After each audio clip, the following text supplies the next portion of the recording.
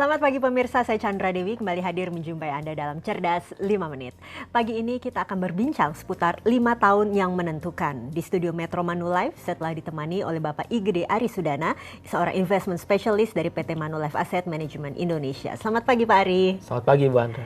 Pak Ari, pagi ini kita akan menjawab pertanyaan dari pemirsa Cerdas 5 Menit ya Pak ya. Dari Ibu Ana di Jakarta, beliau bertanya, sedang menyiapkan dana masuk SMA untuk anaknya yang duduk di kelas 4 SD. Jadi masih ada sekitar 5 tahun ya Pak Ari ya.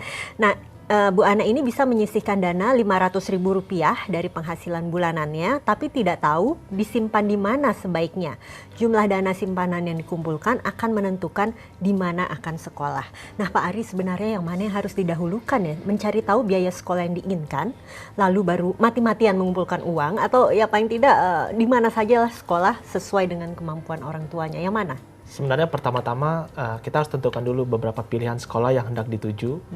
Kemudian lakukan analisa atau gali informasi terkait biaya-biaya yang ada di sekolah tersebut. Misalnya dari uang pangkal masuknya, kemudian SPP bulanan, biaya ekstrakurikuler, dan biaya-biaya lain. Setelah itu lakukan perbandingan antara satu sekolah pilihan yang satu dengan yang lainnya, di mana pilihan untuk bersekolah di negeri relatif lebih murah atau terjangkau dibandingkan dengan bersekolah di swasta. Nah, setelah melakukan perbandingan ini, orang tua pasti akan mengetahui ini kira-kira target dana yang dibutuhkan untuk masuk ke sekolah yang hendak dituju itu berapa. Jadi memang sebaiknya harus ditentukan dulu sekolah mana yang akan ditentukan dituju dulu biar ya, ada gambarannya besaran dana yang dimiliki. Soalnya kalau tidak ditentukan, gambarannya nggak ada, bisa-bisa dana pendidikannya nggak akan terkumpul karena bayangannya juga nggak ada gitu, berapa yang harus disiapkan.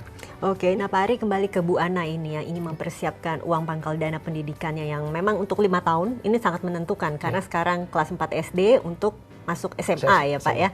Nah, di mana sebaiknya Bu Ana ini menyimpan Rp500.000 per bulan yang bisa disisihkannya? Sebenarnya Ibu Ana memiliki masa 5 tahun ini cukup memadai untuk melakukan investasi. Namun yang penting untuk dilakukan oleh Ibu Ana yang pertama adalah tentukan dulu profil risiko dari Ibu Ana.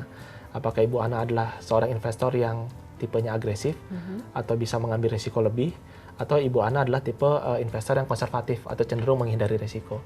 Nah, ini akan menentukan investasi yang cocok bagi Ibu Ana.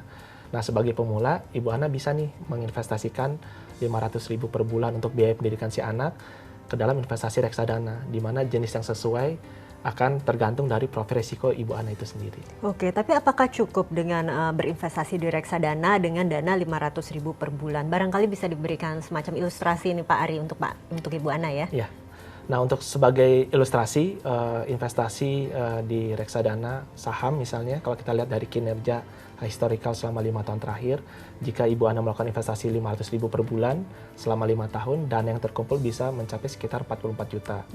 Jika Ibu Ana melakukan investasinya di reksadana pendapatan tetap, di mana imbal hasilnya sekitar 10% per tahun, dana yang bisa dicapai sekitar 39 juta.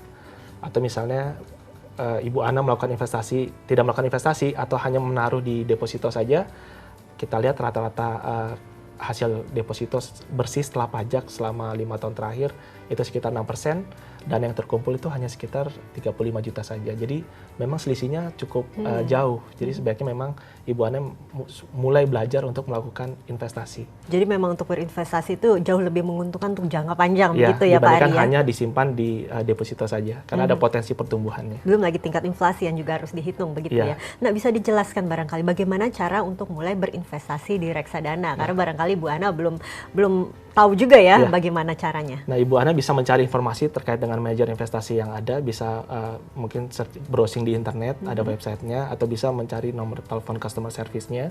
Kemudian Ibu Ana nanti akan harus mengisi form pembukaan rekening, menyertakan juga biodata seperti KTP, fotokopi KTP.